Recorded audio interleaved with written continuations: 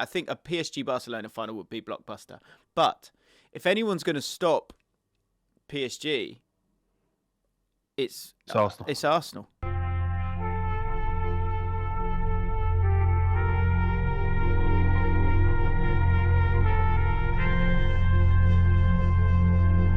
Flav's I'm not dead. joking. It's great news. I am not joking. No, I'm not dead. I was something else for the mailbag on Friday when we record it about my penis. Wonderful. John, can we start from here? We'll leave that in as a tease. Of course. Hello, everyone. Welcome back to James and Flav for now. And what's been a bumper week of footballing action? And Lots of football. And there's still lots to come. Tottenham, you've dodged it again. It's again. Flav is doing the podcast with me and, of course, our beloved Moisties. Before Tottenham take on... Who are you playing? It's been a long week. Eintracht Frankfurt. Who aren't no mugs. The only story for people that people are interested in will be if we lose, and we're not going to lose, we're going to fucking tear them limb from limb. Yeah. Limb from limb. I think what's crucial though to say, because I don't want you getting a bit, I know what you're like. You're an optimist, and I don't want you getting too above your station because Spurs they can't win it. Then it's not happening, mate. There's just no way. There's no rhyme or reason. This is a team that is in absolute disarray. You've got the manager being incredibly prickly all the time. It ain't happening. But could they? I mean, obviously not. But no. Obviously, I mean, no. I mean, Sorry. No. Yeah. I know we're joking there for a second, but it's not happening. They just can't do it. But could they? It's a good question. It's a good question. It's something that we need to at least acknowledge that, there are 8 teams left and all of them on paper are shitter than Tottenham. So they should, in theory, yes, win it. They should win it. But as we know, Tottenham don't do that. No. So, probably can't. No. It's not how it works. And they won't. And that's it. Full stop. Doesn't matter then, does it? Just enjoy the game. Just enjoy the game. So have a good day. James, we are going to give Eintracht Frankfurt such a piping tonight that they're going to be sick of sausage. When you're saying pipe, what pipe are we using? We're going to fuck them. Right. Because I was thinking cake, sort of like piping. No. Right, no. We're going to give them a good Rogering. Yeah. And what sort of tempo? Fast. Yeah, right out of the gate. Not like a... They're like, you're just going at it. Consensually, of course, because they've stepped into the footballing arena with you. Yeah, they know what they're getting involved in. It may be that we get the piping. We don't know.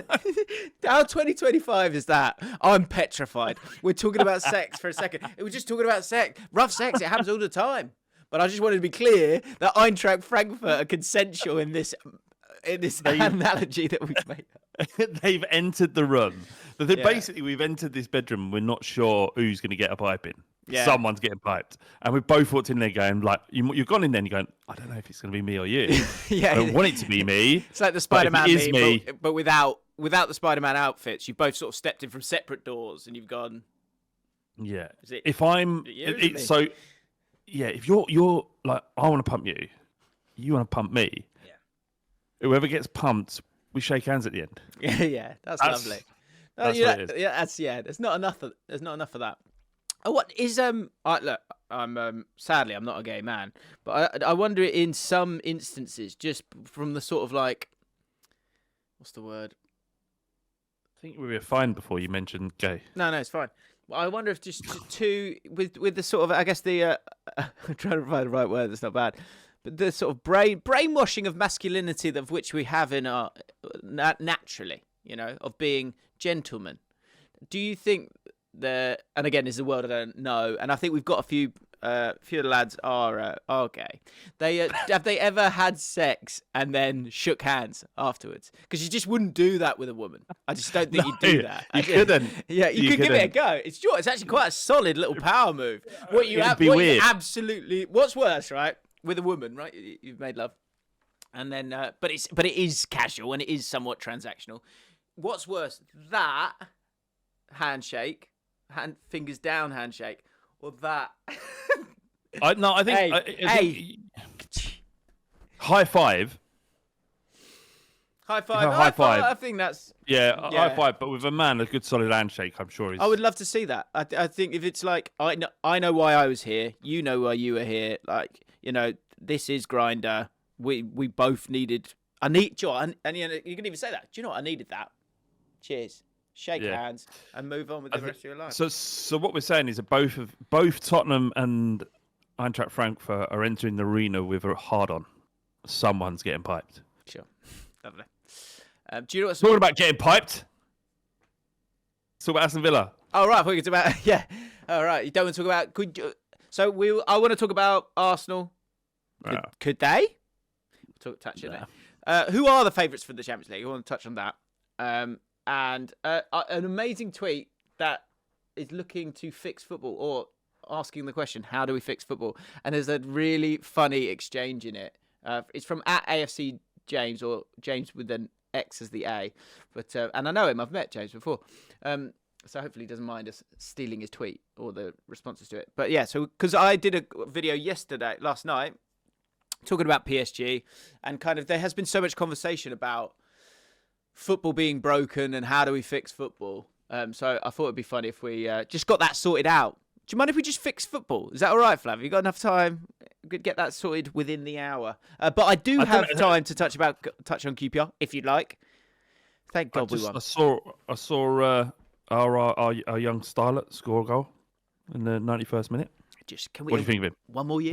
One more year? I don't think mate, seriously, you can. Lad, you can have him. The boy needs to fill out. I think that's important, and I think it'd be best he filled out. 18. Yeah, he's just a child. Great technical finish. Needed that win. It was funny. I was talking. So we were analysing the PSG game, watching the PSG Villa game, but at the same time, I had QPR on, and I was making some point, and then we scored like the third goal. I was making just like quite deep point just to explain why I wanted to do a video talking about how football isn't broken. Like there's PSG, there's Barcelona, there's new layers coming, in my opinion, right? Which I think actually we spoke about maybe a month or so ago. But as I was sort of calmly going through that, hopefully somewhat articulate point to my team, Yang scored. And so I just from nowhere just went from going, and that's why it's okay, we can believe. Fucking get in! Yes! Yes! Yes! You little beauty. Take that, Oxford. You got slapped up, Oxford. Little slags. Know your place, Oxford. Beneath us. Jim, on your channel, do you have to convince your underlings to do something? I mean, surely they just listen to you. Well, no, it's just a collaborative effort. I just like to sense check. I think this is what it's almost. It's a dress rehearsal, I guess, as well. Because basically, I record in one take. So it's kind of nice to go, this is what I'm thinking. Is this coherent in any way? And they're on the payroll, so they just nod. And I do it. James, anyway. Have you ever done a video where you've done it in one take and not had to edit anything? Yeah, last night. Yeah, I do that. Yeah, I always do that. Well, that's right. That's not true. I do it every so often. Sexy. That's fucking sexy. Every so often, I'll have to sort of chuck in a cut here or there, like a simple one. But yeah, no, we look to trying to get it done in one go. It's about improving the skills. Anyway, QPR are a couple of points away from being safe now. Thank God. No, you are safe. You are safe. We're getting stuck to. Yay. In the Championship, you're not safe until you get to 52 points. Do you know who told us that? Some moron. Jerry Francis. Okay. All right. So just one must beware. 51 points. Ask a Birmingham fan. They're back though, aren't they? Yeah. Back in the Championship, good. I love the financially doped football club are back. Are they? What a lovely, heartwarming story. Yeah. Thank God they're back and not a club that actually, is really kind of put together a team that's greater than the sum of its parts. Worked, pulled together. Obviously, not technically great, but they've done everything they can. And they've qualified to the holy land that is the Championship. No, sorry, 20-30 million pound splurge from Birmingham City guarantees it. And I get it. Like Birmingham fans, what have we had in recent times? Flav, you don't get it. Actually, Flav, you do get it, though, don't you? That's the thing. Just you're in a different sphere of not being able to enjoy it totally. I understand it. I understand. You were German there for a second. What happened? Yeah. You turned into Stefan Freund. That'd be the noises that Frankfurt gonna make later. Yeah. Yeah. Nine. Not another one. The press is too aggressive. Do you guys press anymore? Do Spurs press anymore? What is this sort of like way? Andrew's got his one way. Is that one way still the same? Because sometimes I look at Spurs stats and like you don't have all the possession and stuff. So what's that all about? Yeah, no, nothing's working. No, nothing's working. We don't press. We don't have high XG. We don't have many touches in the box. Yeah. Everything that was working, it's no longer working. Thank God for Southampton. Just went. Southampton's just like tapping in it. I've never been more bored watching a game of football in my entire life. I don't think. Really. I felt nothing. In fact, I kept looking at the clock and was like, only 71 minutes. Jesus. Diggity Dog just said, "We are a sausage by name, but not by nature." Oh! Huge apologies to anyone who's German. By the way, I think you can say whatever you want about the Germans. I think that's everyone agreed that after 1946. Harry Redknapp said. I was chatting to Harry Redknapp the other day. He said it's fine. Yeah. Catherine's here. Catherine, our queen. I was wishing the best for you. Did get to enjoy some Villa limbs with the 1-0 lead that you took. I was looking. As soon as it went to the crowd, I was like, "Where is she? Where's her red hair?" But bouncing around. Yeah, I can imagine. She's like, this is pretty. Oh, fantastic. Oh, what a goal. Hey, guys, just got to hold on now. That's what Cameron's. Oh, what a goal. Is it too early, though? Is it too early? Yeah, it was. I mean, I when that goal went in, I was like, oh, for fuck's sake! Not only have I had to endure, because any English team winning Europe at this stage, even if it is the Europa League, just holds a sausage up to us. And but mate, there's nothing they could have done. There's nothing anyone could have done with PSG playing the way they're playing. And do you remember I said, Jim? I don't know if you remember it. I don't know if I said this, and it isn't that bold a shout, but I think they could do it this year, PSG. I thought that they could do it after what they did to Liverpool. What they did to them in both legs, which was key. They're just great. They're so good. Coached, and they've got brilliant players that are running and pressing. And they were everything that Real Madrid weren't. Like Real Madrid were an embarrassment against Arsenal, which we'll come on to. They are so obsessed with themselves, all those players, that they won't achieve anything like the kind of success that the previous iterations of Real Madrid have achieved. And that isn't taking anything away from Arsenal. But you beat a poor Real Madrid side, not one that could even hold a light to the one that Tottenham beat in 2017. Anyway, but this they're so impressive. And it wasn't Villa's fault. They did everything they could. It was just sometimes teams are inevitable and players are playing with such enthusiasm and encouragement that you can't stop them. So Villa did well. It was unfortunate to concede right at the end. They did well to stay in the game. That stings, doesn't it? That's a killer, yeah. Catherine, if you want to come have a chat, feel free. So what do you think happened with Catherine? Did she... One, is she in a 5-star hotel right now in Paris? Or of course she is. Two, did she get a private jet straight off the game home? I think it's all expensing stuff that you can expense. So as an accountant, she knows how to move money around, and so that she's had an excellent experience at the expense of us honest taxpayers. Yeah. The people that she won't help avoid tax. She benefits directly from, because that's what she knows. She knows how to evade the system. Yeah, anyway, I think look, as a Villa fan, how are they feeling? They're feeling fine. They knew it was going to be a difficult game. They're within 2 goals. You get an early goal at Villa Park is different. Go on. Look, they score early. Especially 2-1 would have been really interesting. I think though that. Honestly, they're just too good. Yeah. Do you know what I did? Very quickly, I was like, it felt like and you don't want to speak it, but you just go in your head, just go, there's levels here, like Matty Cash, like giving everything, bless him, like they're all, and the tactical plan was it was an interesting one defensively and worked for a little bit, but this is kind of the point, like this is the point I was talking about in the videos, that those 3 goals from PSG, Villa do very little wrong, really. Yeah. Really. Completely. But it's just they're sensational, and all the things that we are getting fed up with when it comes to football. I think it's the sort of new base level of football. What was base football before was, mediocre football was kind of hitting it long to the front man and flicking it on and hoping that might do the job. And now, like the world over the last decade, with Pep coming in, everyone's seen the light that Cruyff saw first, and then employed into that Barcelona team, and Barcelona have then, run with that and won several Champions Leagues with it, right? And as have Man City, as have any team that Pep's been playing for, and like the repercussions of that, of Pep, but importantly Johan Cruyff, is like cannot be understated. So much so that everyone knows it now. So you need, what's great, this is what I was saying, like people like getting bored of it.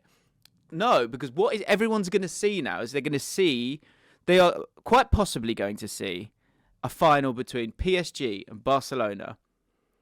And those are, I mean, look, Arsenal fans, obviously they're desperate to get to the final. And I think there's a talking point, absolutely, when it comes to Arsenal within this weight.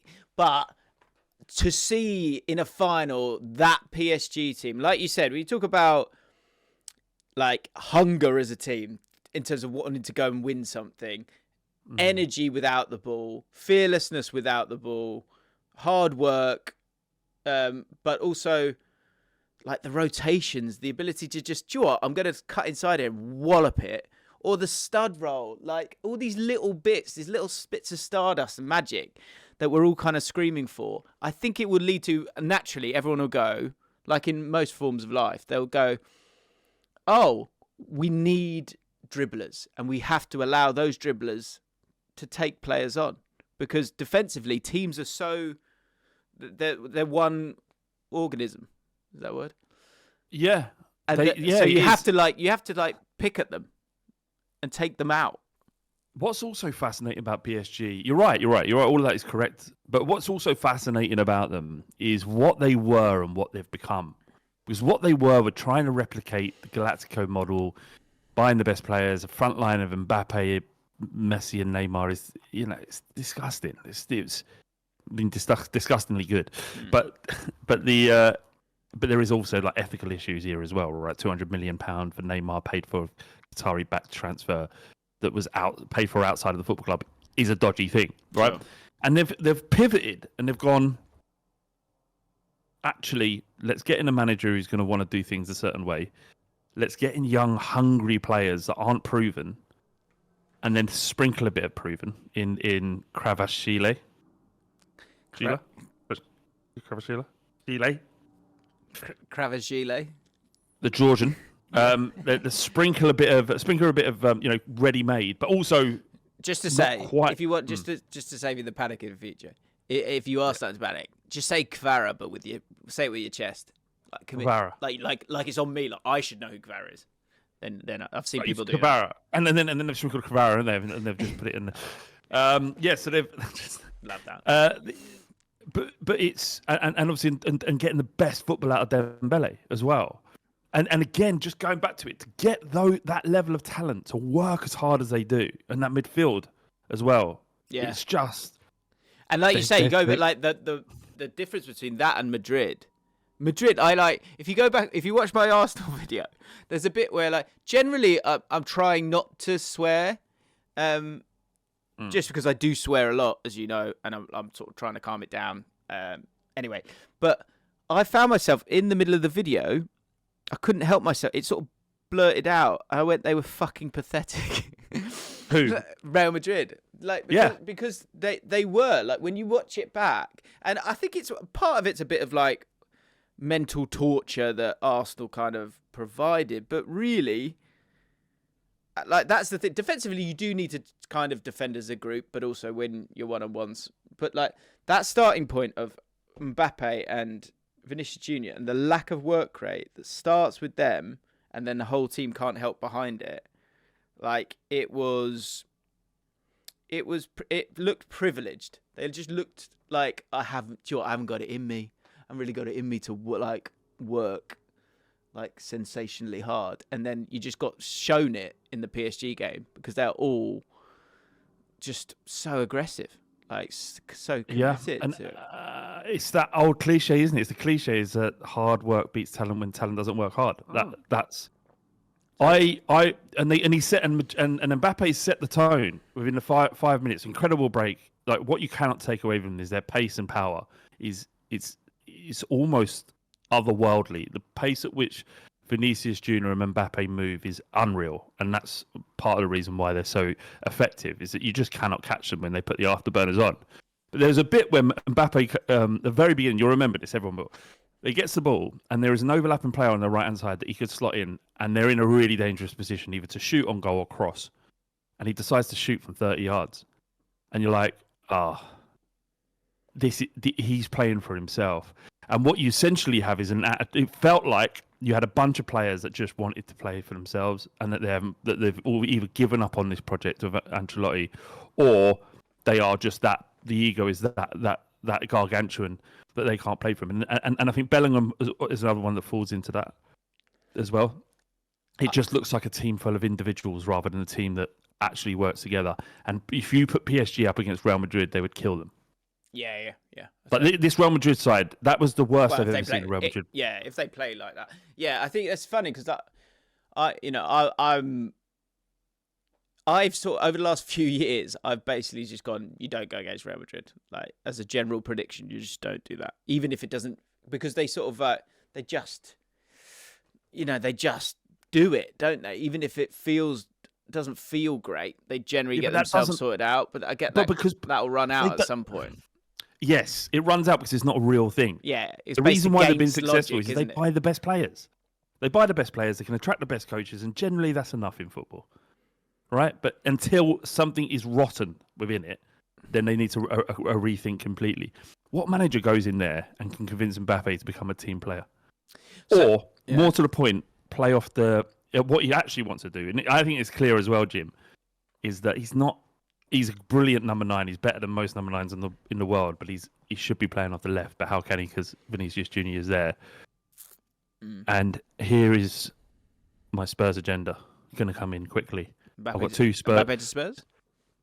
I've got 2 Spurs-laced agenda comments, if you allow me. Of course, yeah. Okay, Harry Kane is a better number 9 than Mbappe, and it's without question. The stats, the goals and assists back it up, and he's just a better forward number 9 than Mbappe. And it's just this sort of weird conversation about Harry Kane where he just will not be given the credit. Look at how many goals in as fewer games that Harry Kane has scored compared to Mbappe. Anyway, there's that. The other thing is, if you're talking about that final between, football needs to see the final between PSG and Barcelona. You don't want Stoke in a final. You don't want a team that has to win on set pieces. Like it's just you don't want that. It's not good for the game. Talk about fixing the game. Arsenal are like the main culprits of why it's so shit. Yeah, I'm not putting the blame on them. They're playing the game as best they can. But I mean, speaking of which, we put out a massive video this week breaking down the 5 years of Arteta. Everyone, please go and watch it. We worked fucking hard on it. I won't watch that, but go and watch it. James, I know those were 2 free kicks. The second one was probably the best free kick, one of the best I've ever seen. Yeah, it was insane. So good. But it is a set piece. Ask me a question. Ask me, is it a set piece? Is it a set piece, Jim? It is a set piece. It's a set piece. There's no way around. I can't get around that. It is a set piece. It is a set piece, and that lining up and all the movement before the corners, it's so cringeworthy. It gives me like I go like that. Oh, they're doing it again. They're doing it again, and the ball's not going in, and they're doing it again. Oh, mate, they cut that geezer. They've got to stop him. Arteta's got. You can do everything, just not allowed on the touchline. You're not allowed out there. You look like a fucking idiot. The fact like you hear about Rice afterwards though. Yeah. Curl it. Yeah. But then Rice goes after the game. He goes, "Just felt like hitting it." And Saka said, "If you're feeling it," and the set piece coach going, "You're making my whole job redundant. Yeah. Shut up, mate." It was unstoppable. I know you could have had 4 keepers in the net, and they wouldn't have stopped that. He has got such a clean strike on him. Like there's a few of those. Like that's something to be. Certain players just kick a ball better than others, don't they? Like Marino, like on the ball, getting it, wanting someone to get on it, turn and drive, not got it. Like he hasn't got the pace, he hasn't got that speed of movement. But in terms of just getting your body ready to put in a beautiful technical finish, like the way he struck the ball for that third one was really, really nice. And I was watching Lewandowski's goals. Or goal. Can't remember if he scored more than one. I think he scored 2. Yeah, he did. And it's just, like strikers kick the ball differently. Do you know what I mean? There's just like a purity to a little like Kane has it too, like that. That sort of like just thump like through the middle of the ball. He's got it. He's got it as well. But the question with Arsenal, right, is that styles make fights, Flav. You'll know that. No, they deserve to win. They were so much better than them. They just dominated Real Madrid. That Real Madrid didn't know what to do. It was just a 10 out of 10 performance from Arsenal. Even without the set pieces, they should have been up in the first half. They got everything they deserved. They had 3. I think it was 3 times it was cleared off the line. They were brilliant, and Real Madrid were awful. But I do think that's, and I don't think this is something to be not worried about. But like obviously, as you say, I think a PSG Barcelona final would be blockbuster. But if anyone's going to stop PSG, it's Arsenal. Because if you think of them, I think from set pieces they're not fantastic. They do commit, and you've got a team in terms of being able to work your way up the pitch and get through a press. Arsenal are pretty good at that. It's the low block that they kind of struggle with. So hang on, are you writing Real Madrid off? I think it's fair to write Real Madrid off. Yeah, write them off. Of course it's not. We've seen them do this before many times. Do you know what it is? It's like you said, at the Camp Nou. Is that where they're playing? I was about to say at the Bernabeu. Do you know what it is though? It's like it's a different conversation. Goals change games. Goals change games. If one goal in 5 minutes. So let's play it out. All right. When do they need the first of their goals? Under 10 minutes. They get it in the first 10 minutes. Then it's like Hendo at Anfield against Barcelona. Oh, God. But one of our beloved patrons, join us, in the words of Flav, give us your fucking money. Join us for the mailbag. We're going to do that on Friday, guys, tomorrow. Apparently they've not conceded 3 in almost a year and a half, says Mazza E. Who? Arsenal. Okay, well, also, let's... Do they have to be 2-0 up by half-time? I don't think they do. Just to be clear. When that stuff like that doesn't matter in the Champions League because it's all about the environment and what's happening as it happens. Like you remember Barcelona went to PSG and they needed 5 goals and they did it. Spurs went to Amsterdam and needed 3 in one half of football after being dominated for 3 halves of football. Just is. It isn't. They get early, then Arsenal will start to be worried. But I would even say 1-0 to Madrid at half time. Got a chance. Got a massive chance. Like for them to need 2 goals in the second half. I can hear Darren Fletcher now. Oh my word! You see it. But Arsenal are an incredible defence. So even away from home, I personally shouldn't say it. Can't see it happening. You're writing them off. No, I mean they've got the advantage, haven't they? For sure. Couple of goals though. Is it inconceivable that Real Madrid scored 2 goals in the first half? Then it's nothing. Then the game is Yeah. effectively on. But that's what I mean. At its most minimal, I think even 1-0 at half time, you can imagine them going in. They'd be like, still got a chance here. Oh yeah, you can see Bellingham go like that.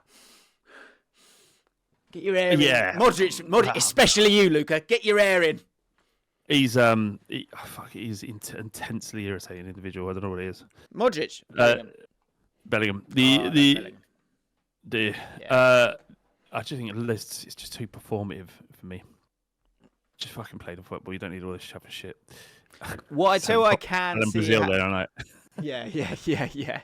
What I can see happening is Arsenal going through somehow, kind of. I guess the brains of Arteta and the physical prowess of the team, the functional side of Arsenal against good teams, gets them through against PSG somehow. And then, but I can't see him beating PSG and Barcelona personally. I don't know what this means. I remembered something. I had a dream last night where I somehow ended up in Islington on a night out, and Arsenal fans were celebrating something. Yeah. Maybe that's just my inbuilt fears, but I don't know. Take from that what you will. Could be interesting. Imagine Arsenal and Spurs in a final in that week. That'd be fun, wouldn't it? And this is the difference between Tottenham and Arsenal, right? Is I would rather lose so they lose, but they would rather win so they win. Someone said to me, "Would you take winning the Europa League if it meant Arsenal in the Champions League?" No, not in a million years. And how could anyone say yes to that? Is beyond me. Oh dear. Oh dear. There's a lot to unpack there. We'll start. I've just seen this. Wrong pod. You got a great hook there with the wrong pod there. I'm going, what are you going to say? Wrong pod, but the Seaman Demon visited me for the first time ever last night. Talking about having wet dreams. My mate Ricky has wet dreams on a regular, and he calls it the Seaman Demon. The David Seaman Demon. Yeah. Congrats. Yeah. Right. I'll let Ricky know. What else did I want to talk about? Oh, we've done the favourites. So yeah, Tottenham. Can't really touch on it. What about Van Dijk? Have you done a video on Van Dijk? No, yeah. So, how have you not done a video? That's at least 100k in the bank from Liverpool fans. I've been busy. No, fair play. All right. Well, go on then. Van Dijk. So the news is, according to Fabrizio Romano, is Mo Salah closing in on a new deal at Liverpool, as agreement is now in the final stages, and the club are confident to get it done soon. Same for Virgil van Dijk, who recently confirmed positive progress made. Salah and Liverpool expected to continue together, and it's also at the same time it's what we already know in terms of Trent is going to Real Madrid. Yeah. What do you make of that? Of those two staying, I think in terms of the short-term continued high levels of Liverpool Football Club, it's not Liverpool. It's Liverpool Football Club. The thing is with Liverpool Football Club, Manchester United. This is Manchester United we're talking about. Bristol City, Tranmere Rovers, Wycombe Wanderers, Liverpool Football Club. That's what it is. I think, it's good that it's done. I think you needed them both, ideally. Diggity Dog says, lack of ambition from them. Interesting. I think you're going to get good standards from those two. So, I don't know. I guess it's, for me, say in terms of making a video on it, I guess how much can you say? They're all saying now. The one thing I do question is, over a long period of time, full season, let's say, Salah without Trent, and because I think Trent's got a very special talent, and Liverpool under Klopp and honestly, I guess to a point as well, they've looked to exaggerate that fantastic talent, and that has led to a lot of opportunities for Salah down that right hand side. I'm intrigued to see if he can get the same outstanding numbers, which I presume he generally will do because he's outstanding. I also think the age thing, I wouldn't worry about that at all. I think Salah's still chiseled from marble, And I don't think that's a problem. Yeah, and Van Dijk, has adapted his game. I think you've got. I see sort of the John Terry, latter years vibe with Van Dijk. So I think he's got a lot in the tank as well. I think it's huge. I think it's the only thing they could have done. I think it would have been crazy to let them both go. Yeah. And the questions and challenges that were put in front of Arne Slot would have been so significant that they may have ended up having a difficult season. How do you replace either of them? You can't. You don't. There's no money coming in from their transfers, and so replacing them is impossible. And even if you got in the last year, if you got 50 million apiece, you had 100 million. Say someone was willing to pay, and they sold them this summer. That doesn't buy you a player that's anywhere near as good as both of them. So this essentially gives them more time to future plan. Now, you cannot underestimate how much money. All the accents today, Australian now. How much money that they're allocating in wages to these two players. It must be a fortune. And that's money that comes out of a pot. And it'll be the same effectively. It's not like they're going to have loads more money to spend because they've kept these two on. I don't know. What do you think they've agreed to? Van Dijk, they must have agreed to 3 years. So Conor McNamara if you're Liverpool, you want go on. Conor McNamara says 2 years and they'll both be gone.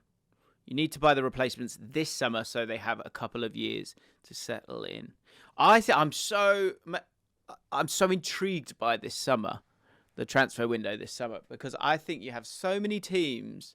Maybe it's like this every year, but I was talking to Joe Tomlinson yesterday, and I was like, how much money do Man United actually have to spend?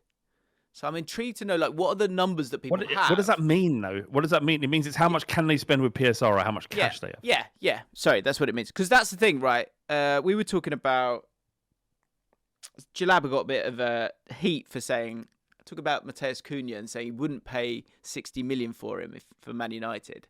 And the context here is that, whereas previously with transfers, it was, we have money... We'd like to spend as much money as we'd like to, and we're going to buy 5, 6, 7, 8 players. Bosh. Now, is Matheus Cunha, without any sort of extra context, is he worth 60 million quid? A 25-year-old having the season? Of course he is. But if with PSR and stuff like that, if you've only got, and I don't know what the answer is with Man United, I'd be fascinated to know if anyone feels like they know what the number is that Man United have to play with. Say Man United have only got, before selling a player, right? They've only got 60 million, let's say, right? And they're happy to sell Rashford for 40 million. You're now on 100 million, okay? Would you spend 60% of your 100 million on Matheus Cunha, on that one player? If you're Manchester United? Yeah. It becomes a different question, doesn't it? Yeah, I mean... And I think that's interesting. I think does he improve Manchester United? Are you getting £60 million worth of improvement when you buy him? Yes. Is that guarantee of a player difficult? It's about as a sure bet as you're going to get. Sort of. Proving it. I think so. I think if you're getting super talented. Yeah, and he's done it with fucking Wolves. So surely, and he's been class, absolutely class at Wolves, and now number 10 for Brazil. The only thing that would stop him from succeeding at Man United would be Man United, like them just falling apart around his ears. But it won't be on him. So I think, and that would be the case of any player coming in. That would be my big question with Man United time and time again. And I guess coming back to Liverpool, the difference here is if you go into Liverpool, you don't have to, like say you're centre back, you don't have to hit the ground running. You can learn from Virgil van Dijk, and it's quite a nice environment. The question I will probably keep asking all summer long is, so for example, especially in those attacking positions, to go to Man United, like Liam Delap, by the way, for example. Apparently Man United kind of possibly in for him. And I think a lot of players feel like I can go and do it wherever I go. But Is going to Man United the right answer for any footballer? Do you know what I mean? The pressure cooker of that club, the sort of is very difficult, and the expectations are so high. You've got to come in, hit the ground running. It's a lot of pressure, isn't it? Do you know what I mean? Yeah, are there better choices for most players to make? So there's a couple of things. I think if you're Cunha and you're Liam Delap, you're thinking. Firstly, you're thinking the contract I'll get at United will be exactly what I need and set me up, right? So there's that. There's the financial aspect. But they're probably both going to get big deals wherever they go. Especially Liam Delap, who's like worth 30 million release clause. So it's like peanuts, really. That's true. To someone like United. But will they get swallowed up by the mess that football club is in? Probably, because there's nothing that tells you that ship is going to turn. And that Ratcliffe can do it. Nothing. There's no evidence at all. There's just words that have come out of his mouth. But every action thus far has stepped them back since they took over. So the answer to if you're talking about longevity of a career and damage of impact by belonging to the football club, if the choice is between Newcastle and Man United, you're going to Newcastle. Liam Delap should go to Newcastle if he had the choice between two. It's a good game. Let's keep playing this game. So okay. So Newcastle wins. Tottenham or Man United? Man United, properly.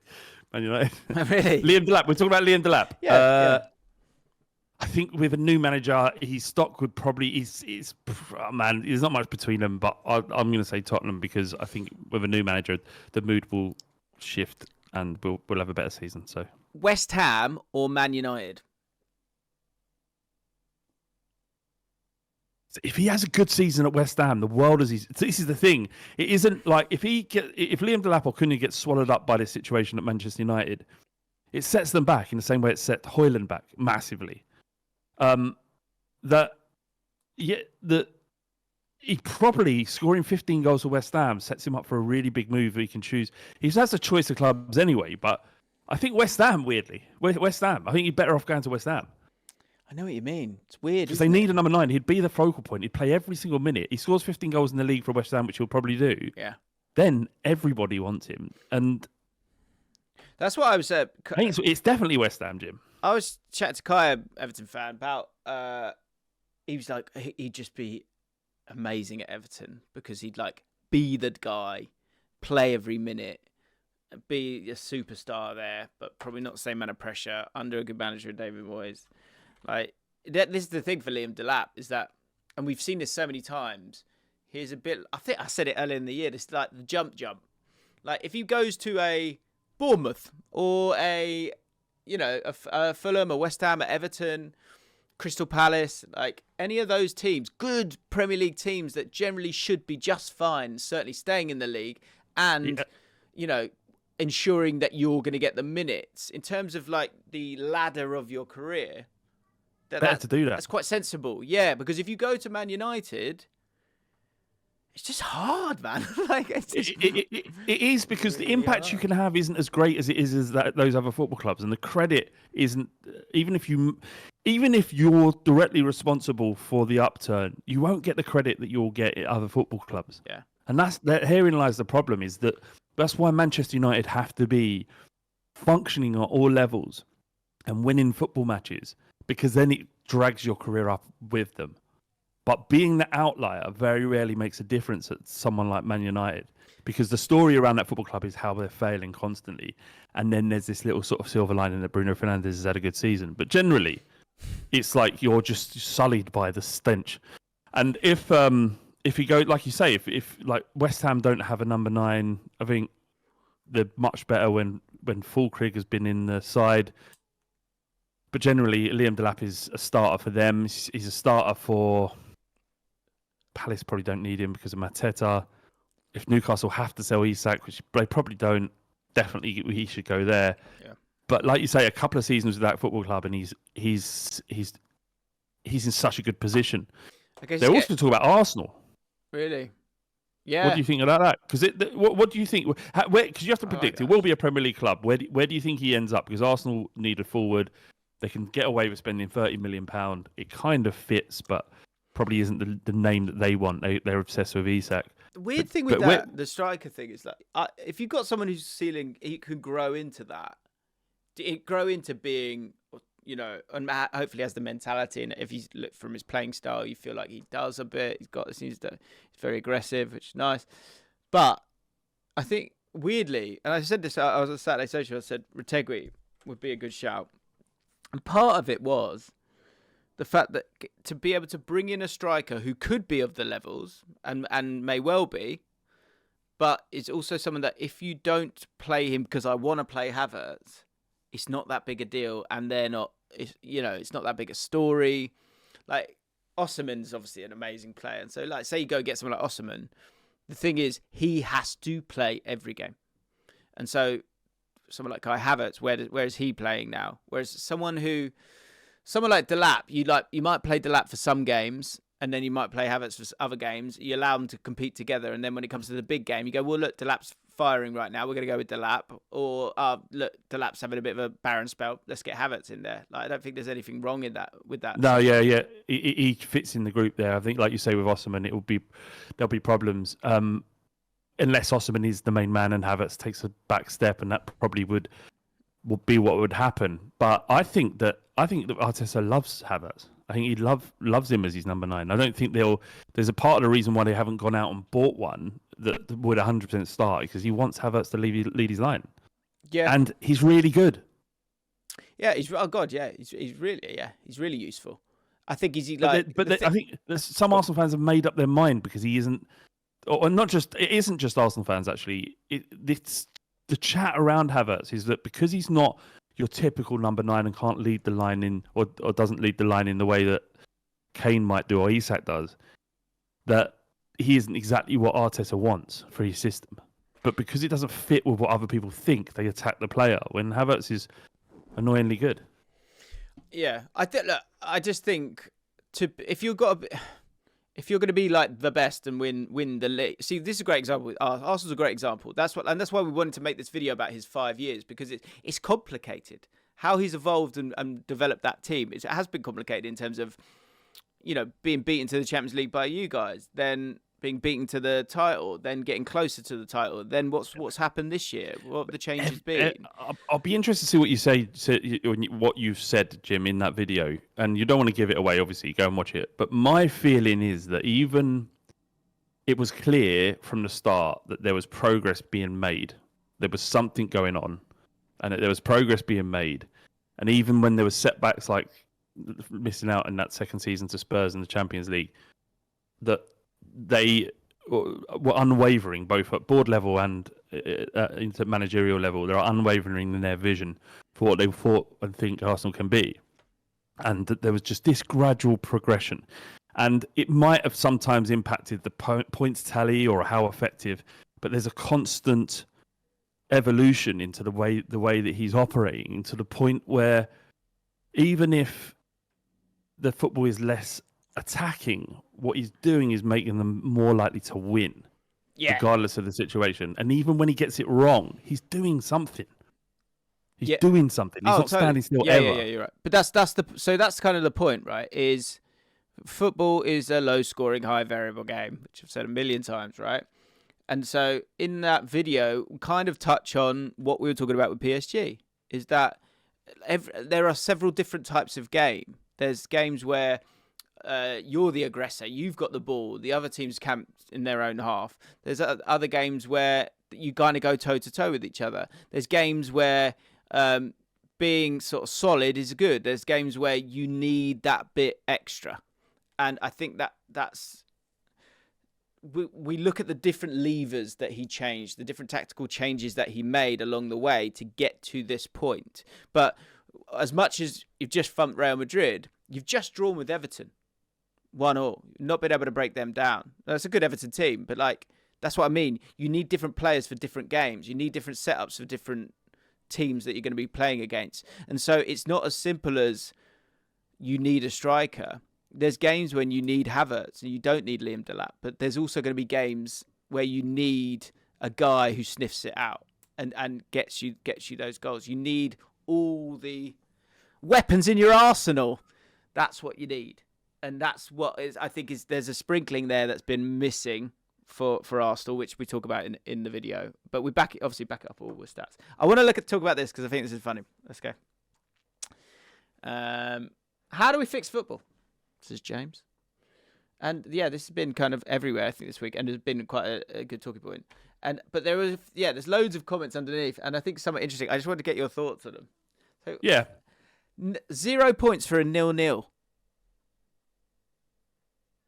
I mean, there's hardly any 0-0. When you very rarely see 0-0 games. That's true. That's true. When I can't remember, Spurs haven't had a 0-0 game, but I haven't drawn 0-0 in about 4 years. Really? Is that actually true? I think that's true. Yeah. Do you think football needs to be fixed broadly? I think that we need to move away from the model. We need to stop evangelizing Pep Guardiola to the point where all managers want to replicate it to some degree, because it has worked for so long, but it's not working necessarily for the product. And I think he's responsible. Now, I'm not attacking him, right? Obviously, he's a manager, and he's the best manager, arguably, we've ever seen, and probably the most influential manager the team that football's ever seen as well, right?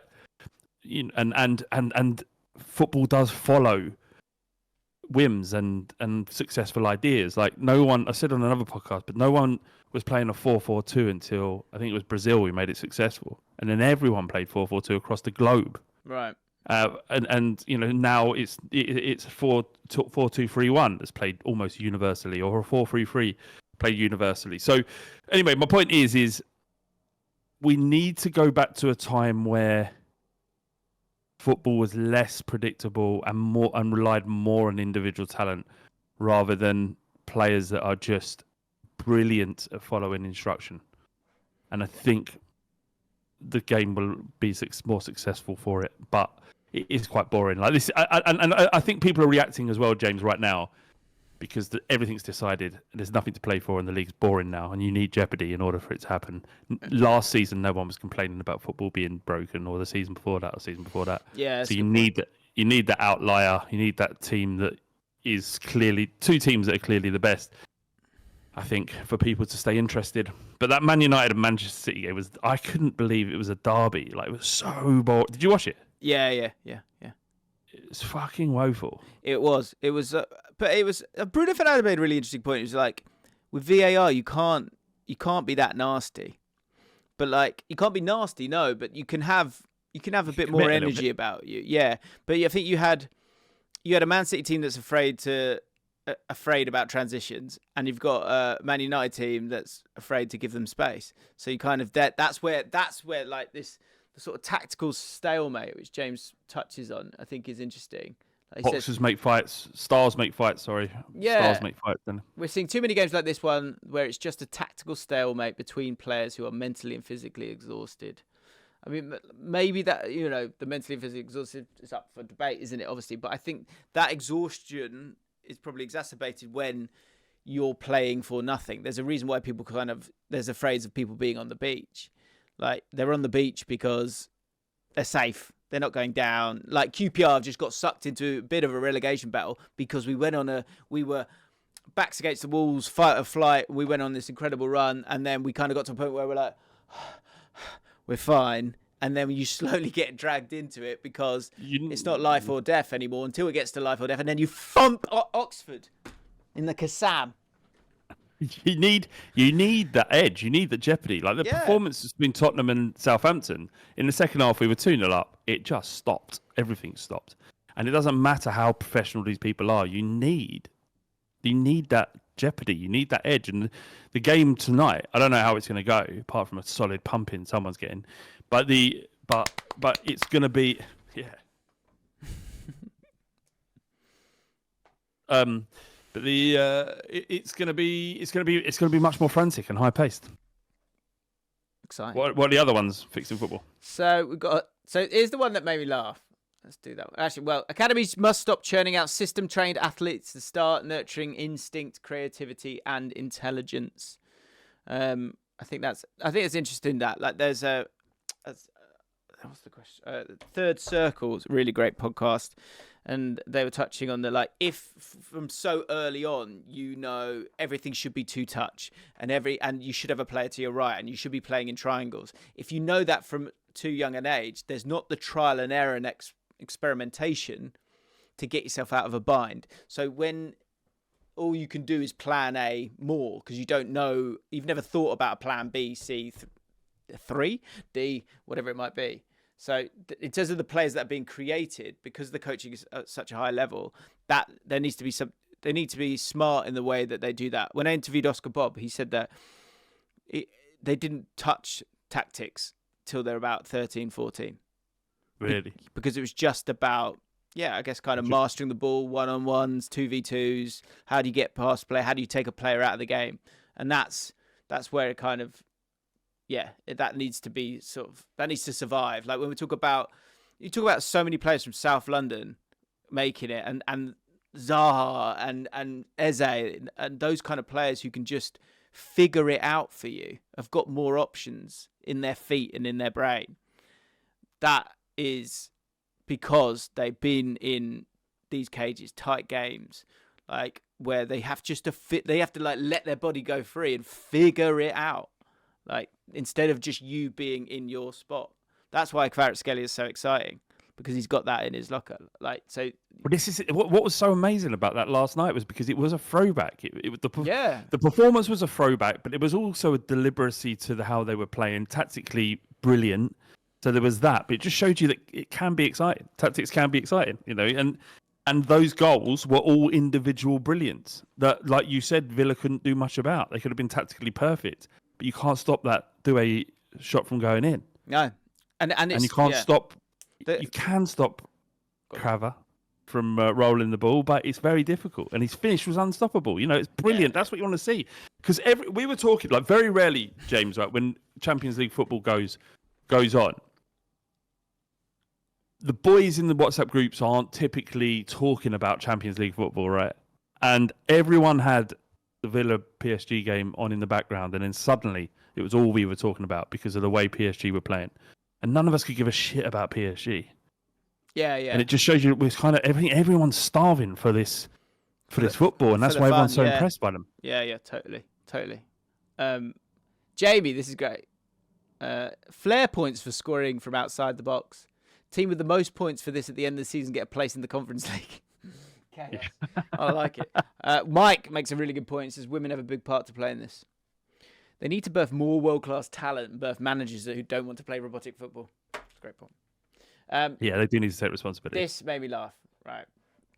Check this out. Hopefully you can see it. Actually, let me share it with you. Make sure you can see it because it's funny.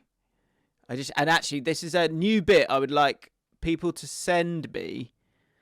And I'm going to call it Epic Threads. Okay. So when you see really funny conversations on Twitter, two people sort of just going at it, can you please send it to me if it made you laugh? And that way we could all laugh at it together. So how do we fix football? Sorry, Jimmy. Please no one ever go at Jimmy. Has he got a lot of followers? You know who he is? 11K. Nope. Do you? No. Okay. I thought you said don't. Sorry, Jimmy. I thought you knew who he was. No, sorry about what we're about to do. But it's just a bit of fun. But no, it's... Why do we need transfer fees? Almost all the problems of the game come from this one feature that doesn't exist in any other sport or profession. Okay. It doesn't exist on any other sport or profession. Ooh, a little bit of the bubbly. Oh. Rugby league, rugby union, NFL, baseball, Formula One, etc. Literally any sport. If that player is still under contract. Oh dear. Jimmy said no. You buy out the contract. Yeah, that's what you do in football. Danny then said, "You support a big team, don't you?" So Dandy Don, who I think is looks like it might be a Forest, maybe Forest, might be wrong. Yeah. He says, "You support a big team, don't you?" And Jimmy Hassang then says, "What other sport or profession has transfer fees?" And Dandy Don says, "No. Hey, you didn't answer my question." Hey. Jimmy says, "I support Manchester United. But I'm unsure why it's relevant because without transfer fees, you could impose salary caps." Dandy replies, "What a shock.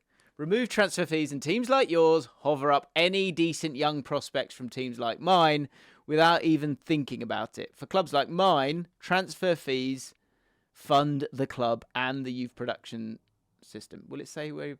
What is that? I feel like that's Forest. It might not be.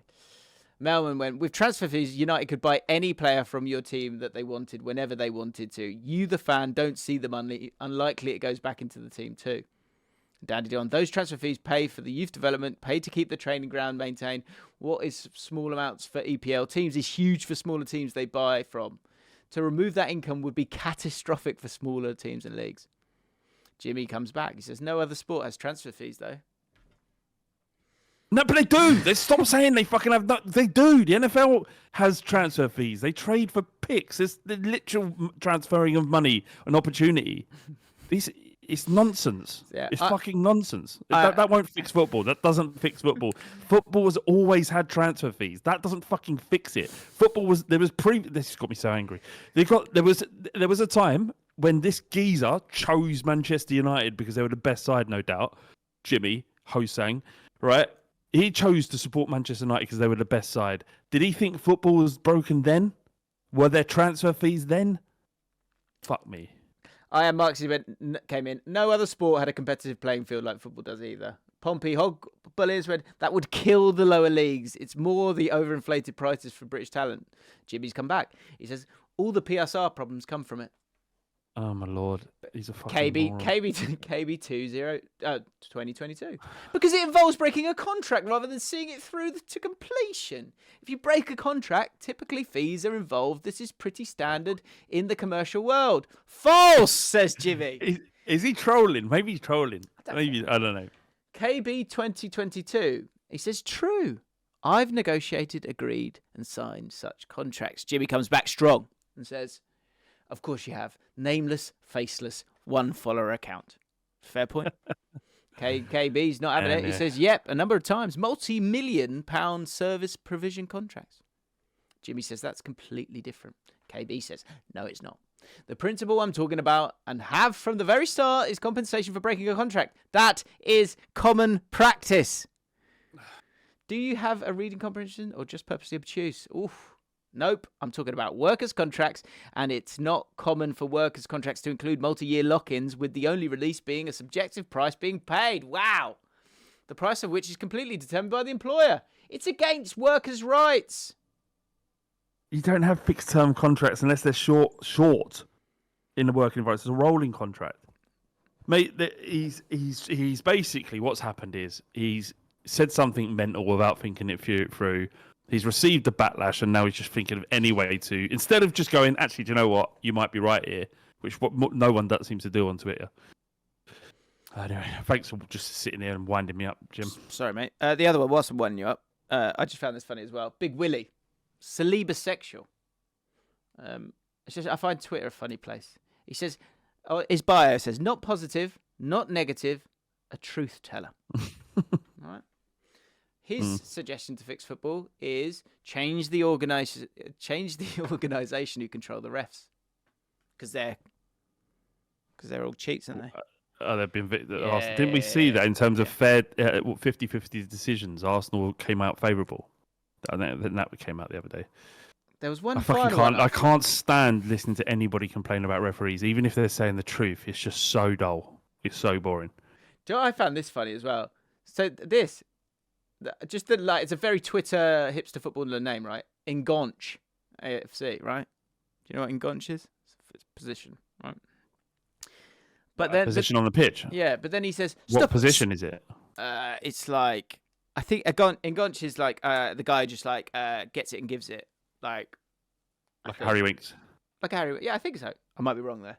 It's been a while since the FM days. But then he's got that as his name, and then he goes, stop appeasing the pussies. Let the Brexit challenges flow. Let the people be ball hogs. Bring back individual brilliance. Which I don't disagree with a lot of that. Yeah, I like it. Yeah, I'm with it. Let players bang long shots at will instead of side-to-side passing for 15 minutes at a time to do nothing. Get real men to ref, not little wannabe socialites taking any opportunity to get their 15 minutes of fame. Kalina should be the standard officiating we need. His name's Ngonch. It's amazing, isn't Mate, I like that tweet. It's good. And last one, what do you think about this? 4 points for an away win, 3 points for a home win, 2 points for the team drawing away from home, 1 point for the team drawing at home. It's fine the way it is. Okay. I don't hate that one. That's quite good. Interesting. How do we fix it? How do we bloody fix it? I do. Yeah. I've lost my momentum now. I'm just annoyed and rattled by what the geezer was saying. Apologies. That's why I don't spend much time on Twitter. And actually, I don't think football should be fixed because that means more people will enjoy it, and I don't want fans of other football clubs to enjoy football. Hey, I hear you. Mate, look, can we finish on something? Oh no! Oh, sorry, we've got more. I thought you was rounding up. What do you think? Just a quick question, Jim. Yeah. What do you if you were standing? Say you were stood in Wolverhampton or Walsall or right, Poor Villa fans. Yeah, Villa. Get closer to him. Don't let him hit it.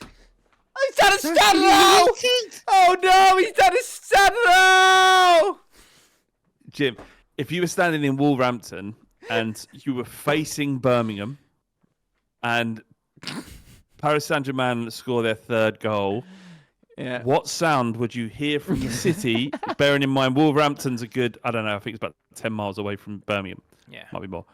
What sound would you hear? Very faintly. Oh. Oh no. Oh no. Does it go down at the end? Oh no. Don't know. Oh no. No, that's what it would be. You wouldn't be able to mention, you wouldn't get any words because you're in Wolverhampton. It would just be a.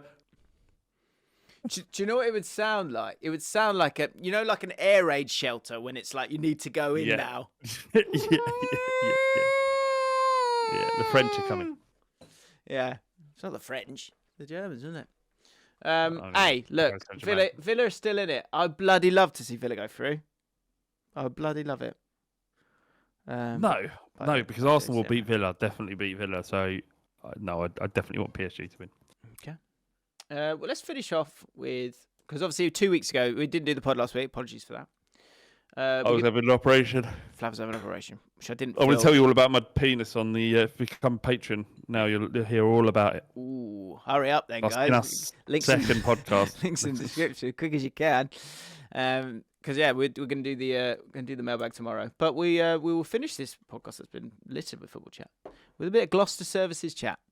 So I did have a quick look at the chat from a couple of weeks ago, but it was a lot of Trent going to Real Madrid stuff, so we left it.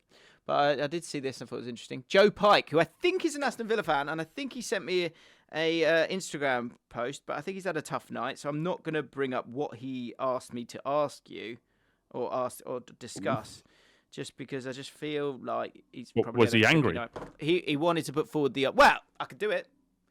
Yeah. Let's chuck it out there. I'm curious now. So and he says this himself in his message to me. He says, and this is coming from the guy who said that Foden's not that great. Well before everyone said Foden isn't that great. Now, be careful with that because Foden, I expect to return to form at some stage. But of course. He believes that Morgan Rogers is a better player than Bellingham. And the point he was going to make is that if you lined up every pundit and said, drop your trousers, and then they drop the trousers, and then you ask them, who's a better player, Bellingham or Morgan Rogers? They would all say Jude Bellingham. But Joe Pike says Morgan Rogers is a better player. Would anybody who doesn't support Aston Villa say that? I don't think so, but that's kind of his point. His point is saying he's calling it now. The Pike monster is saying in 25 goal involvements this year, Morgan Rogers.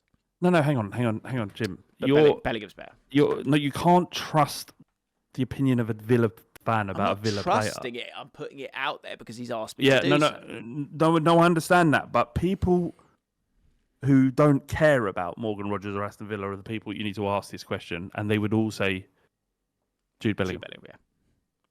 But what he's saying... There is another question, though, is that would Jude Bellingham... If Morgan Rogers was playing for Real Madrid and Bellingham for Villa, would they still say Bellingham? due to the prestige. It's a good point. But I mean, Bellingham has done it. Bellingham's a joke. I don't think Bellingham will play for Villa. Just saying. He's done it at. I mean, Morgan Rogers won't for much longer. Kick a mother down. I just as you were talking about, I was thinking, imagine if I go on Patreon. I'm going to go on Patreon tomorrow, and imagine we've had like 400 people gone. I've got to find out about this penis thing. Like that's the hook. Yeah, I'm not saying. I'm just. This is a novel situation where I'm going to willingly talk about my penis on a podcast. I don't think I'll ever do it after this point or before. Yeah. Would you appreciate monetary gain for that? Yeah. I think you would. I think it's fair. I mean, it's like OnlyFans, isn't it? You want to see? You want to hear me talk about my dick? Yeah. You're gonna have to pay. It's gonna cost you less than a London pint. Yeah. And there's been a strong uptake on people joining the Patreon, which is lovely. It is lovely. We've had lots of people joining, and so they should, because there are over 150 mailbags that you can go back and listen to, spanning 5 years. 150? And that's Jesus. I don't know. I think it's more than that. I think it's 180. Really? I think it's close to that. So legitimately, if you need a podcast to listen to and you like Jaffin, then there are 180 episodes. Yeah. of the mailbag. Hey, do you know what? Well cleared up there, because look, if you want to hear Flav talk about his cock, of course, pop in, but don't think it's just that. There's more to be enjoyed. Yeah. Speaking of which, we'll finish on this. Keep it Jaffin for life. Gloucester Services, Joe Pike. What were we talking about there? Gloucester Services is unreal. I went recently and I treated myself to a stupendous carrot cake from the farm shop. Yeah, there is a farm shop there. Right. Can you explain what a farm shop is? Because I'm not totally sure. And the next comment I'm going to read, final comment, is from a man from Canada. And I'd imagine other people from around the world wouldn't have a fucking clue. Because you'll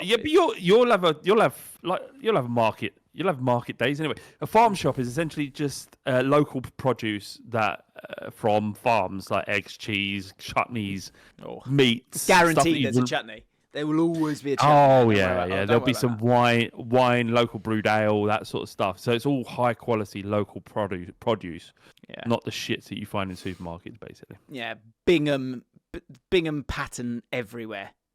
Charlie Bingham. Things on top of jars tied up with straw. Charlie Bingham in like supermarkets is as close as you get to that sort of thing. Yeah. If you are not from these shores and you come over to these shores and you see a farm shop, tuck in.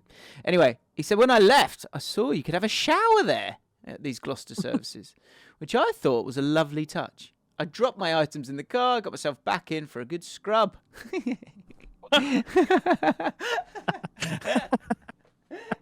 He's gone. He's walking along and gone, oh yeah, I'm not passing that up. Right, then. Do you know what? I bloody love a shower at 3 in the afternoon. Finished my drive back to Leicester smelling like a bed of begonias. Love that from Joe Pike. With exclamation mark as well. Yeah. Could you this could be good. Like, little random things you do for yourself that no one else knows about. That'd be good. Yeah, self-care. Yeah, self-care. Let us know about your little self-care, little wins that you do for yourself. Okay, keep it going. So yes. And write this in your comment. Write epic threads for the epic threads that you find and put a link in there if there's an epic thread that you've seen. Some kind of petty argument. I would love to read that. But then also, self-care. Self-care options. And then Vernon Harvey, he said, I live in Western Canada. And despite the vastness of the place and thousands of miles of highways, we do not have service stations. What? So where'd you get petrol if you're driving? Yeah, gas. Would you get gas? I think you just get gas. I think maybe service station to the level of which we're accustomed to. When I just spoke then, he didn't know what I was talking about. When I said, where'd you get petrol? He's like, what? Yeah. What? Sorry, where you get gas? How do they talk in Canada? I'm trying to do an accent. They have something like a boot. Yeah, they go a boot. Petrol? No, I can't do it. Shocking. No. He said we do not have service stations. When friends from Britain are planning road trips through the mountains, etc., I always have to remind them of the fact that you have to plan your trip around towns for meals and fuel. Really? You will literally get a hole in the ground in a garden shed with a chimney to waft away the fumes. You have to be desperate to take a number 2. but the flies will be grateful to you if you do. Oh, my Lord. So I think the important point of which he says here, thank you, Vernon, do not take your swanky services for granted. I won't. Really? Vernon. That is fascinating. Do you know, there's something I obsess about, like driving, getting to Canada or the States and just driving across the country and just seeing what you see. Yeah. Does that not sound fascinating to you? Yeah. I do you know what, though? I've done this with Fam a few times. We've driven around like Sardinia or like Italy, and it's very windy. Hey, have you? How's that posh? How's that posh? We've driven around Sardinia. Mate, fucking hell, we did it about a decade ago, right? but you get like a tiny little car, and it's really windy, so it's not boring. My fear of American or Canadian driving would be because it's just like they're blocks, aren't they? You're literally just going in a straight line, and I think I'd drift off. The idea of stopping the car, I don't know if it is this remote, and if the Americans listen to this, or Canadians, or everyone lives in a really remote place, is it that you'll drive and you won't see, in my head, you won't see anyone for hours or ages, and you stop the car and it would just be silence. That's what I want to experience. Yeah. And just look out and just see the vastness. I really want to do that. Yeah, that does sound good. And on that note, that's the end of the pod. It's good to be back. Thank you for listening. Want some cock chat from the fighting cock himself? Join us on Patreon. But of course, check out, there's 180 pods there, I think, or whatever it is. It's a lot, isn't it, guys? Loads. But yeah, we always have a good chat. We're going to do that tomorrow. First thing, I think, ideally. And so have a great weekend. Don't worry, QPR won yesterday. And just need one more win from the lads. We should be fine. So enjoy your weekend. Good luck, Tottenham. I mean that. See you later, everyone. When does this come out, Jim? This will be out after the game. There you go. So we have already delivered a pumping. Pump. Exciting times. All right, then. See you later. Bye. So, bye.